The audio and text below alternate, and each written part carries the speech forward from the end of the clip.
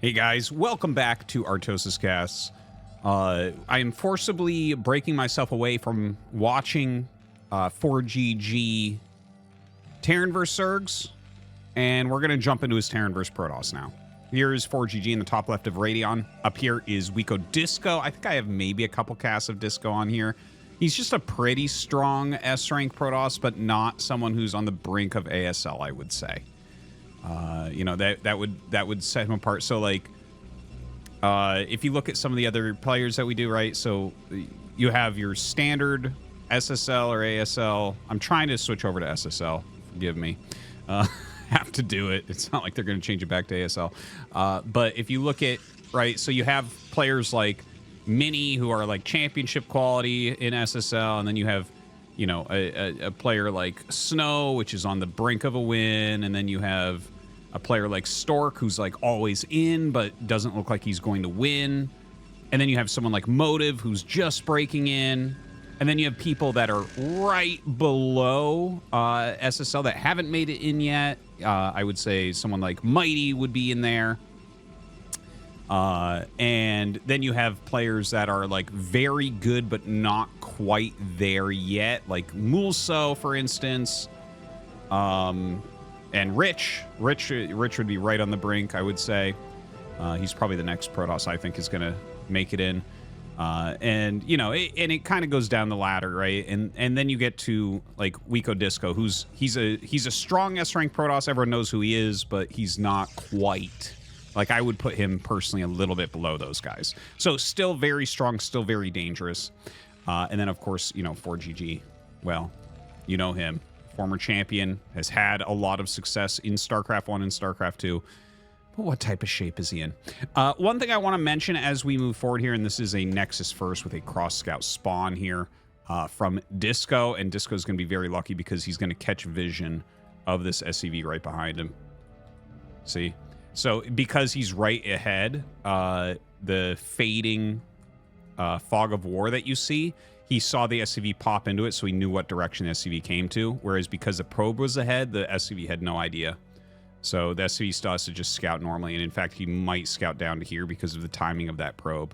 That's what my guess would be. So he's going to scout this very, very late. And while Disco's going to find him right away. Okay, what was I saying? Oh, yes. Okay, so basically... Oops, that's a misclick right there. He clicked the SCV like here-ish. And it just screwed up and went here. Unless he's trying to do something super cheesy and super assumes that it's over here. Like there is... no, he's not doing that. Because I was going to say, like, you would... If you were mining 3 gas here, you could do something like hide a starport here if you're reasonably sure they're over here and do like a crazy cheese. But yeah, that's not what it's going to be. He's going to be a little bit late on that.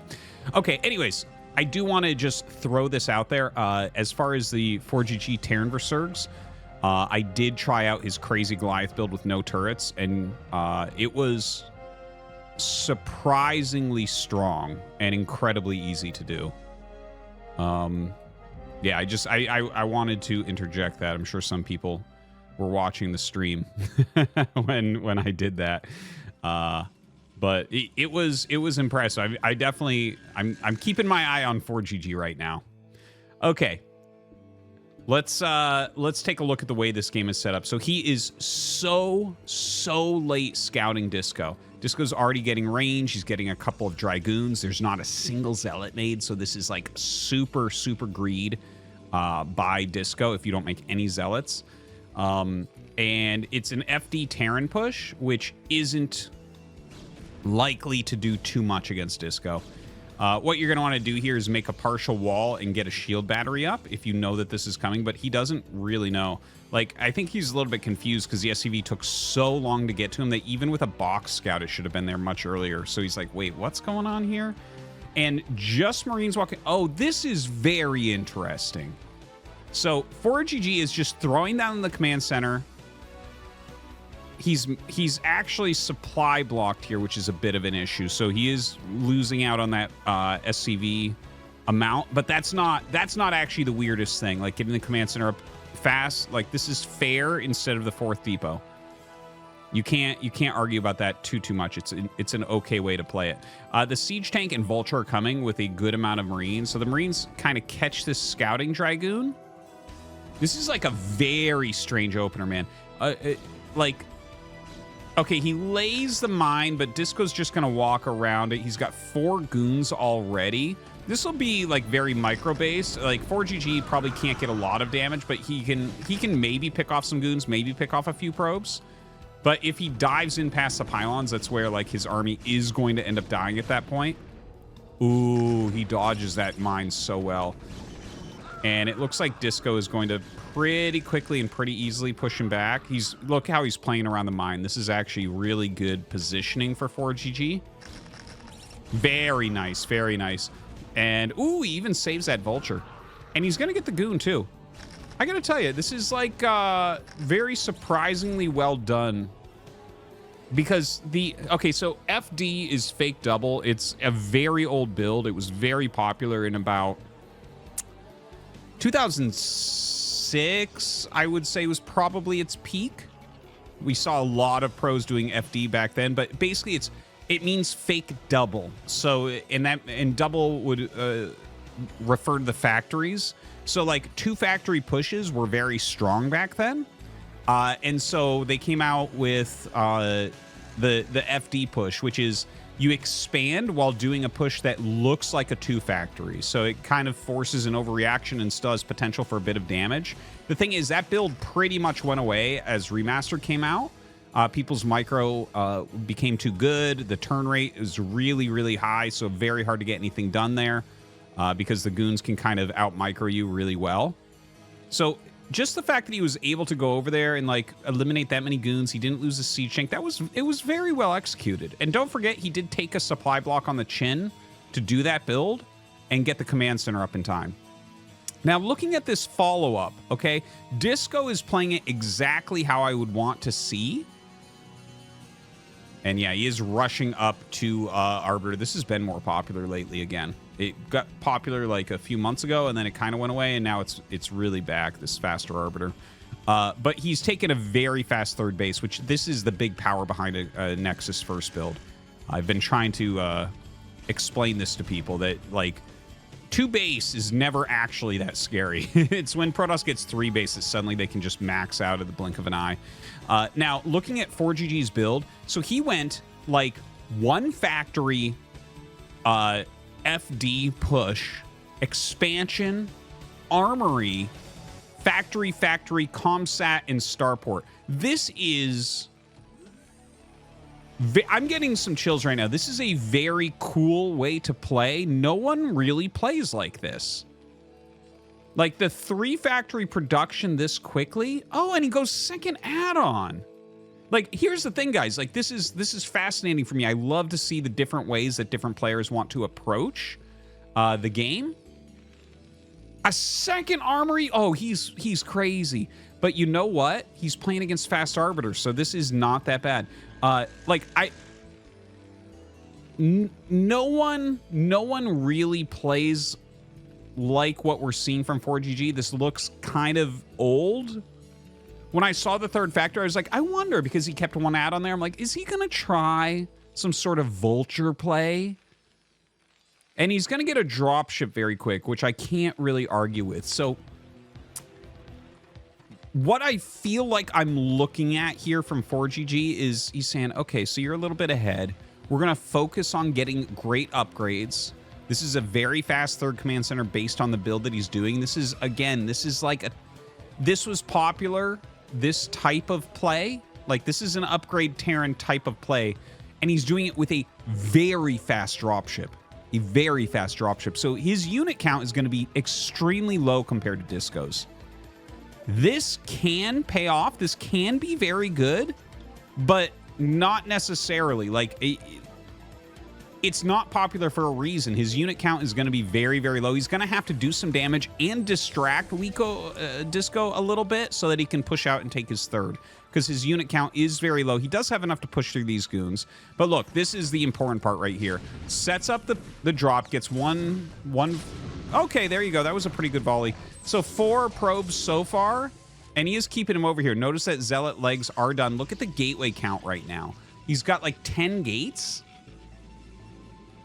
I can't even count. He's got 11 gates. So his production is going to be very, very heavy.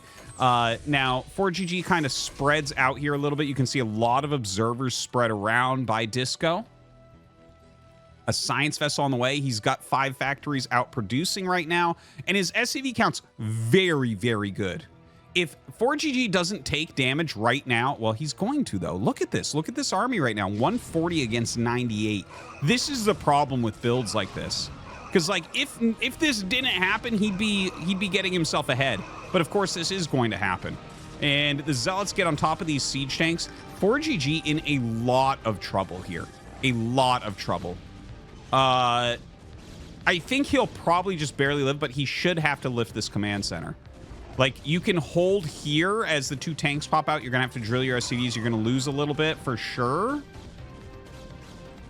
But this isn't, like, finishing potential, most likely. But, yeah, you're going to have to lift this. He's probably going to lose a fair amount of SCVs. I feel like if he just ran 2 Zealots up into this line, that would be so good. But here come the siege tanks. Has to lift. Going to be losing some SCVs. Okay, so this is dire. This is dire already. And this is why this is not in the metagame at the moment. The very fast third base lets you macro up super, super fast. And you could see it's like he skipped so much. He got the fast upgrade Terran going. He got the fast command center instead of getting the additional factories. So, for instance, if you add these factories first and then you go for the like command center and then you go for the upgrades, that's a more balanced approach for the current metagame, because then you're going to have way more units and you're going to be able to probably hold a push like that. But instead now you can see, look at this supply differential here. We did lose a few SCVs for ForGG, but his SCV production's been very good. He's got a lot of factories. He's going to be able to push out and take his base again. Ooh, nice little vulture drop in here. Doesn't really get any damage. Looks like he kills like maybe 1 or 2 probes. But yeah, this is like, I feel like ForGG is showing you exactly why the metagame is the way it is.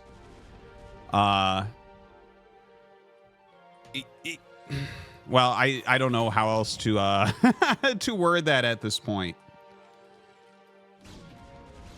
Now, Disco just kind of standing around out front. He is bringing more army up. He does have recall now as well, and he does have the energy for a recall. I actually didn't notice if he got EMP. I don't think he got EMP yet, but he does have like 2 vessels, I think. Did I see a second vessel? If so, like he probably does have EMP. If you make that second vessel, there's no reason not to get EMPs at that point. But he actually just... Oh, my God. Okay, Disco's crushing face. And the thing is, as soon as you get behind like this, it's so hard to fight back because your opponent can just kind of continue to run into you and reduce that siege tank count while expanding. Now, this attack did okay, but it actually wasn't as good as the first attack. One thing you want to be careful about, so... The flow of that attack, I think, wasn't as good as what we saw previously. So if you jump up to the third base really quickly, as Disco did, you can do a really heavy attack like that, and it's almost always good, especially if your opponent's being a bit greedy. The secondary attack on 4 bases is never as good because you're spending all of your money when you should have actually just made a 5th Nexus. And he actually is a little bit late transferring probes there as well, probably because he was attacking. But yeah, he's going to end up losing these goons. So this attack actually got ForGG back into the game a bit. A lot of units are lost. ForGG's SCV count is very, very good. Honestly, he needs 1 more add-on. This is a mistake. He needs 1 more add-on pretty badly. He's got 3-2 on the way, which is huge, but he needs to get that siege tank count up. Like, this is going to take a really, really long time. Look at this. He's only got 8 tanks. Okay, he adds the add-on. There you go. So this is... Wow, this is all very, very pleasant to watch because this is showing, like, really, really fundamental stuff. So that attack allowed ForGG back in. The way that Disco could have played that differently... Oh, God, are we going to have a recall right now? Yep, there it is. That's not a very good recall, honestly. ForGG was very much on top of that. He's just going to target goons with the tanks, and he does that. You can see those tanks flip their I don't know, their guns towards the Dragoons and let the vultures clear up. Yeah, that was very good for ForGG. Still, we have a big supply lead. But anyways, I just want to throw this out there because this is like some important fundamental stuff that a lot of people do get wrong. You know, I'm kind of blessed to cast so much StarCraft and study so much StarCraft because I mean, I play a lot as well, but most people just play a lot. I spend a ton of time like just studying the game and casting the game because I cast, right? So I go through a ton of games. I watch like every single pro game. I cast tons of replays and stuff. And so that's kind of blessed me to be able to focus on the strategic aspects of the game really heavily. But we see this all the time where it's like, okay, we get the fourth Nexus, then attack again. The thing is, you're spending all of your money remaking your army. If you do the 3 base attack, you do a good job kind of resetting your opponent, and then you go up to 5 base, and then you do another attack. On 5 base, you can max out and make more Nexuses. On 4 base, you can only max out. So that was kind of the problem here. Now, Disco here, going to go ahead and try to break into this base. If ForGG needs to save this command center, this is a very important part of this game. If he can, he's not going to save it, but he can actually maybe kill every Zealot. Oh, I feel like he should have just laid mines here to catch the Zealots coming out. That's a great stasis. A little bit too clumped for ForGG. And now the Zealots get down on top of this army. Ooh. Some pretty decent mines, but he is killing a lot of units with that as well. So yeah, Disco is once again with this attack, like killing off the command center plus that many units. ForGG has to push out and save these units. He cannot let these units die. But once again, gains a pretty good advantage. Anyways, yeah, it's just, I don't know. we'll talk more about that stuff later. I don't want to overburden you guys with like fundamental teachings of like what you should be doing in these certain situations to get your lead as good as possible. Now, the Dragoons and Zealots going to be able to clear those as they come out of stasis because of this secondary stasis. Disco maintaining that advantage. He does have the 5 mining bases. This one's very, very light. He is focusing pretty heavily on gas because he is focusing on making 2 Stargate Arbiters. I can't really fault him for that. I think 2 Stargate Arbiter when you're ahead is really, really nice. You know, just getting these stasises really changes the tide of the battle very, very often. He has those upgrades going. He's already got the +2. He's got multiple Arbiters out. He actually has the Arbiter Energy upgrade, which is really nice. ForGG, yeah, he restarts his 4th command center. It's really sad he lost that because he could be mining on 4 bases right now. But yeah, that was a good move from his opponent. Probably what you want to do is just make the 4th command center here unless you already have a pretty massive army in this general area to prevent that snipe. Oh, that's a funny scout. You're just checking if anything's up there, I guess. A lot of units flown out here from Wisco. Not enough vultures to deal with the huge Zealot crowd coming in. Throws a stasis down. That was kind of a funny stasis. He already had the Zealots on top of it. I feel like he's just casting spells because he has them right now. These are not the most fantastic, but he will get on top of the Goliaths and the Siege Tanks with these Zealots, and now the Dragoons coming up as well, but the Dragoons a little bit late to the party comparatively. Like, most of the Zealots already died before they got up there, so everything will get cleared here for Disco. Another little group of units coming up to harass this command center. He's got to get those SCVs over there ASAP and really get that base mining. And this is kind of a funny move, expanding down here and throwing down the cannons.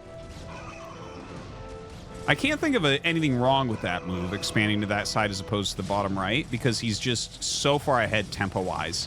It's like impossible for ForGG to commit units down here, but he could use a dropship, so it'd be much harder to get a dropship over here. So maybe that would be the one thing I see a little bit wrong with that expand. But ForGG pushing over, and it looks like he will be able to finally get mining on his 4th base. Disco, in the meantime, just continues to macro up. This is funny. He's transferred so many probes, he's got patches left. That's okay, though. No real problem there. You can just leave like 1 or 2 probes on, and they'll just slowly mine out the rest of that. But yeah, he's actually catching some probes now. Very, very nice. The probe count is not gigantic. This isn't gonna super hurt Wisco. Oh, Wisco. Why do I keep doing that? I have so many spoonerisms lately. Now, he does actually save a lot of those probes. So that was well done. A good vulture send out by ForGG. But ForGG's actual income is really low. Oh gosh, he adds a fourth add-on. So he is just really focusing on siege tanks right now. He does have 3-3. There is something to be said for that type of play. Oh, and the vultures actually did make it up here, and we're doing a little bit of damage. There is something to be said for mass tank on 3-3. The tanks are going to be the most efficient that you have, but I feel like you still do need a few vultures, a few mines. Feels like he has been a little bit slow, a little bit late on that. Getting the mines out in front of his army, that is. Now, Disco just kind of fanning his army out. He's actually behind on workers right now. This game is going to get out of control if ForGG loses one more army. He's not going to be able to refill it. Like, this army has got to stay. It's got to do what it, like, basically hold everything. Disco going to just force his way into this third base. Not quite a tight wall on those depots. So that is a bit annoying. That would have bought him a lot more time if he had a full wall there.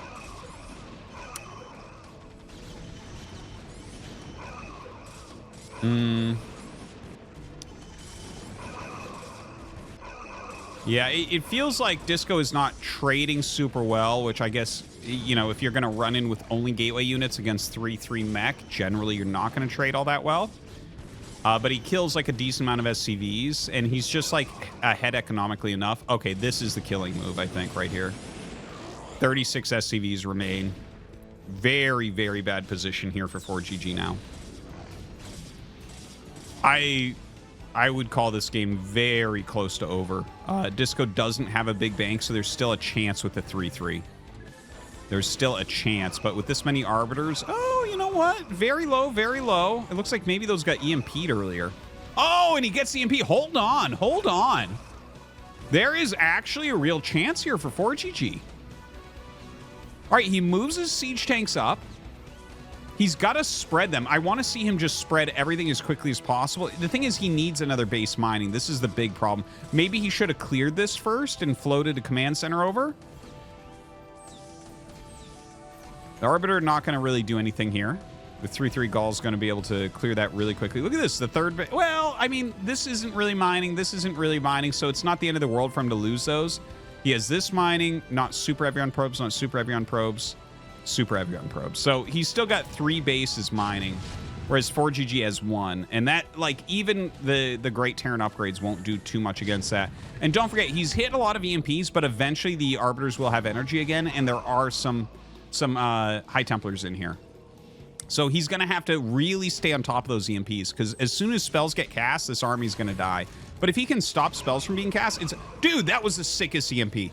Only 1 High Templar with energy left. And now we actually see Arbiters coming out and trying to fight. Disco is actually... You can tell he's like, oh, my God. Like, am I going to lose this possibly? I don't think so. I don't think so. He's still got enough supply. I think he's going to be able to wiggle out of this one. But this is... It's a pretty scary set of units if you're nailing these EMPs every time. You don't normally see games like this where it's like, okay, if you can EMP every single spellcaster nonstop, you still have a fighting chance. So he sets up some tanks. Honestly, he should just leave like 2 tanks here, kill this, send all the units elsewhere. If he can run around the map and kill this base and this base as well, honestly, even if he just kills this base and then gets his tanks home, I think that's a winning position maybe. Like, he would need to win 1 fight to really be in a winning position. But I think that's what it becomes. Now, a big group of Goliaths actually walking out. Oh, no. He actually just sent this down to join his army. So those were on a move command. That is very unfortunate. He's going to end up losing like 6 or 7 Goliaths. Not a lot left over here. Disco going to start running in.